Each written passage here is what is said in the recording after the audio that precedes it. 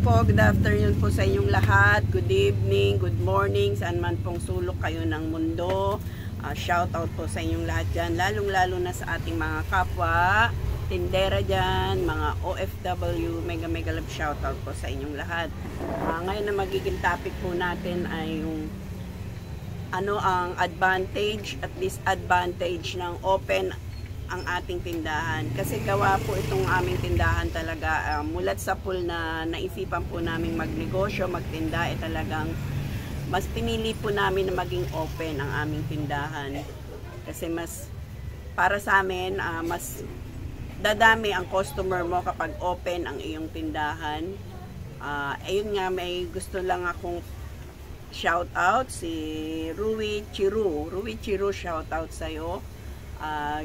May nag-request nga po siya, sabi niya gawin ko raw pong content kasi meron din siyang tindahan at sabi niya babasahin ko lang yung kanyang comment na nabasa po natin sa ating comment box. Ang sabi niya, ano raw ba ang gagawin kapag merong mga nawawala sa tindahan niya.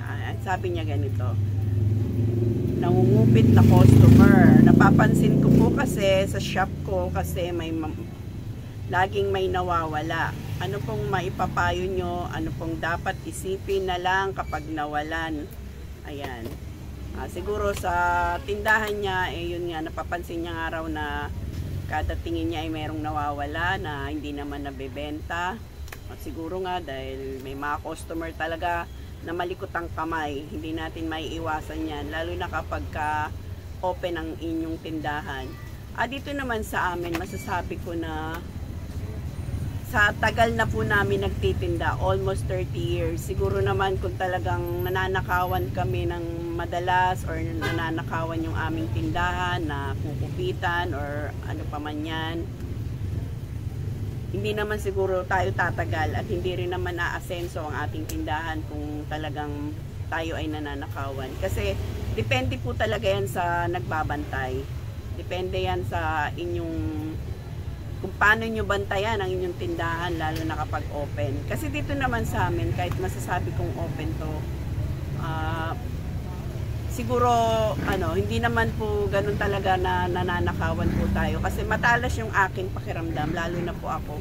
Kasi dito naman nakaupo lang naman ako dyan, tinda lang tayo ng tinda, dump up, tanggap lang tayo ng tanggap ng bayad. So nakikita naman natin yung galaw ng ating customer kung siya ay magkukuha, kasi lalo na ako memorize ko yung ng paninda ko kung paano yung position at kung ilang piraso yan. Kaya pag may customer ka na nandun sa lugar na yon, titignan mo na kung may nabawas. Kaya alam ko yan, matalas ang ating pakiramdam. Siguro sa natatandaan ko lang mula nung kami nagtinda rito, ilan lang naman po yung talagang makakakuha, makakapagnakaw. Pero ayan na inahuhuli po natin. At saka yun nga, kasi kahit wala tayong CCTV, matalas po ang ating mata at ang ating pakiramdam. Kasi marami naman dyan, meron ding CCTV. Dito sa katabi rin namin dito mga nagtitinda ha. Close pa yung tindahan nila, may CCTV siya. Pero ilang beses na rin po siyang naiisahan ng customer. So ang mga magnanakaw kasi, or yung mga masasabi nating malilikot ang kamay, hindi natin maiwasan. Kahit may CCTV ka pa, or kahit sa bahay natin meron tayong mga CCTV, pag gusto talaga magnakaw yan, gustong gumawa na masama, wala po tayong magagawa dyan. Kaya ipagdasal na lang po natin yan. At kasama po yan sa ating negosyo. Nagne-negosyo rin po ang mga kupitero, ang mga magnanakaw. Nagne-negosyo rin po yan. Ipagdasal na lang po natin sila. Sa akin naman kasi, pag meron akong nahuli dito, lalo na bata, pagsasabihan ko na lang siya. Halimbawa, meron ako nahuli dito. Minsan, may nahuli ako, nakuha ko yung ID niya, kinuha ko. Tapos, pilit ko siyang pinapapunta na lang yung magulang para malaman ng magulang yung ginagawa ng anak. Huwag po nating sasaktan kasi kapag sinaktan po natin yan, pwedeng bumalik pa po sa atin yan. Child abuse pa tayo. Kasi madalas lang naman na huhuli namin dito mga bata. Kaya ayaw din po nating mag-child abuse. Kaya pinapangaralan na lang po namin. Kasi ang pangungupit, kahit sabihin mong pang maliit yan, eh, pag nanakaw na rin yan, maliit man o malaki, pag nanakaw pa rin yan. Kaya, konsensya na rin po nila yan. Kung sakaling nakalusot po sila, hindi naman po tayo ang mawawalan, sila. Yun na lang po. Ano yun po?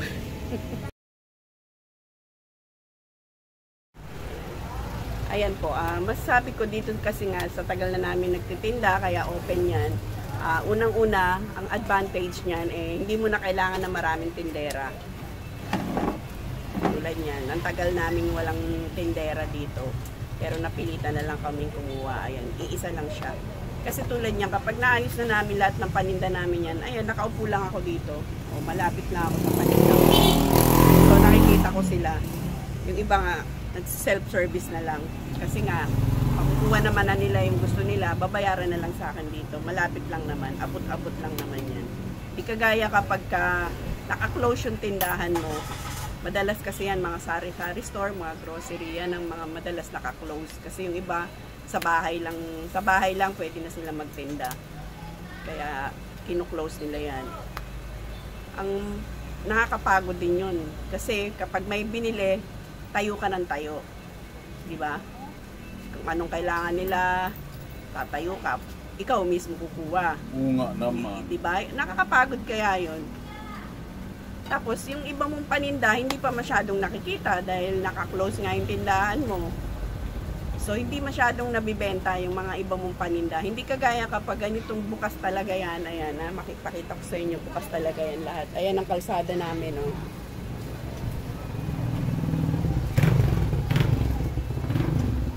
Ayan ang kalsada namin.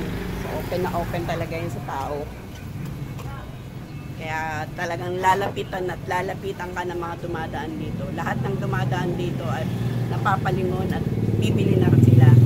At saka hindi ka talaga magpapagod, diba? Nakaupo lang ako. Yan, may bibili dyan, bayad na lang, aabot na lang sa akin, nandito yung kaha. Kaya talagang hindi rin makakalusot yung mga nangungupit dito, mga malilikot ang kamay. So, ano masasabi mo sa mga nangungupit? Hindi ka makita.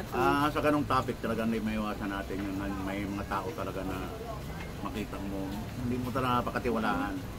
Makikita mo rin naman pag medyo may plano sila. Kasi sa ano na lang reaksyon niya, yung sa kilos niya, yung patil mata na lang.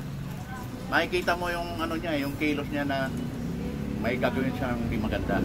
Kaya alerto ka na lang din, kasama yan sa ano talaga. Tsaka pag yung makita mo yung mga honest na customer, yung kita mo naman, may napagdating to, pili na lang.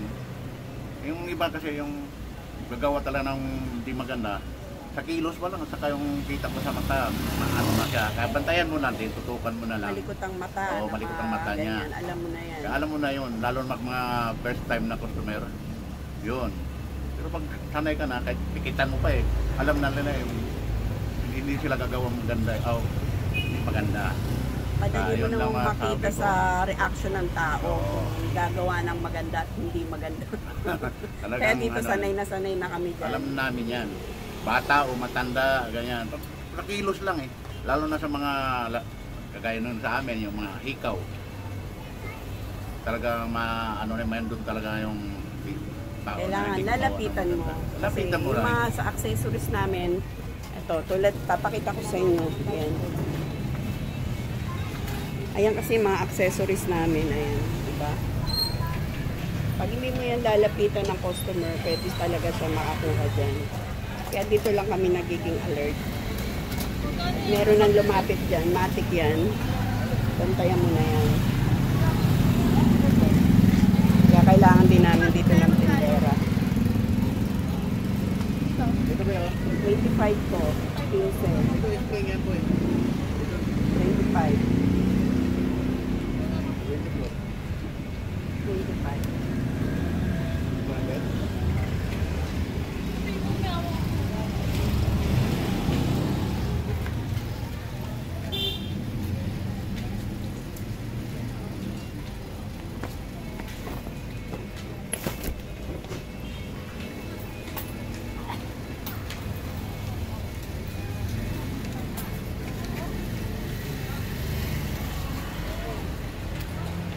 Pasensya na kayo lahat.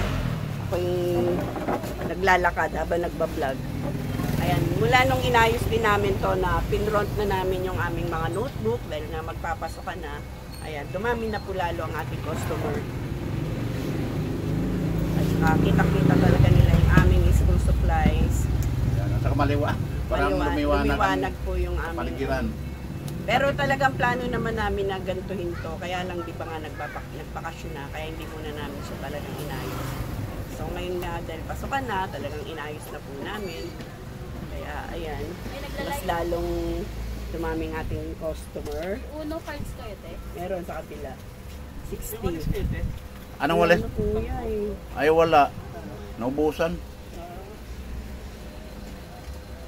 Ayan, sana nasagot ko, Ryuchiro. Saan yung pangalan niya? Oh, yan, Nasagot ko ang iyong katanungan. Maging konting alert lang ka din. lang din talaga. Tingin alert Tsaka na yun lang nga, din. kailangan mo rin maglagay ng CCTV. Pero kami kasi okay na. Nasanay na kami ng walang ganyan. Ito ang aming CCTV dito at ito. Ayun lang. Sana po huwag niyo kalimutan pindutin ng subscribe button sa mga hindi pa po nakasubscribe dyan, sa mga baguhan pa lang po, at yung mga may ganitong negosyo at nagbabalak magnegosyo, panoorin nyo pa po yung mga na-upload na namin. Halos po business content po yan, family vlog and travel vlog and about family. Talagang yan po ang aming mga content at sure na meron po kayong matututunan sa aming mga ina-upload. Dahil ayaw po namin masayang ang inyong panonood sa amin. Kaya talagang pinipilit po namin na makatulong po sa inyo. Ayan na lang po. Bye-bye at medyo mahaba na po ang aking nasabi. Bye-bye. Bye sa inyo lahat. Magandang tanghali po sa inyo. Nag-umpisa na ng pasukan dito sa amin, sa Commonwealth.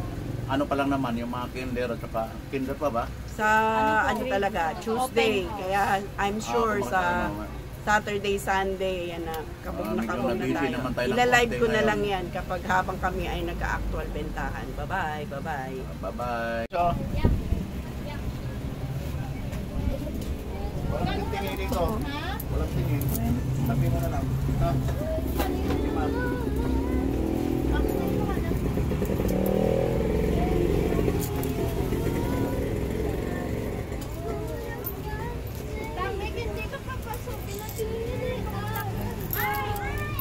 Magkano pala 60?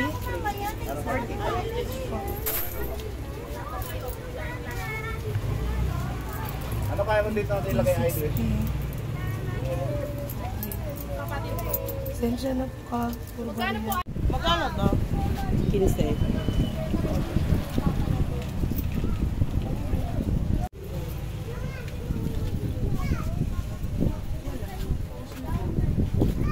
Ano yan?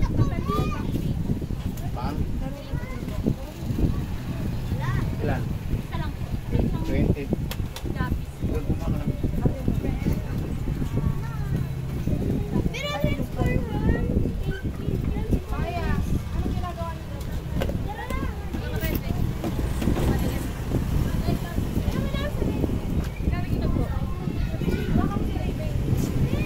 Yung dalawa.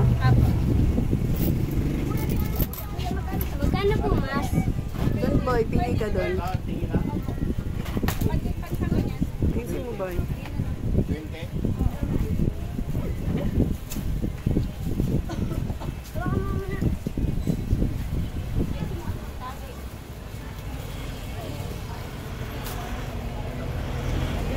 Mga 20.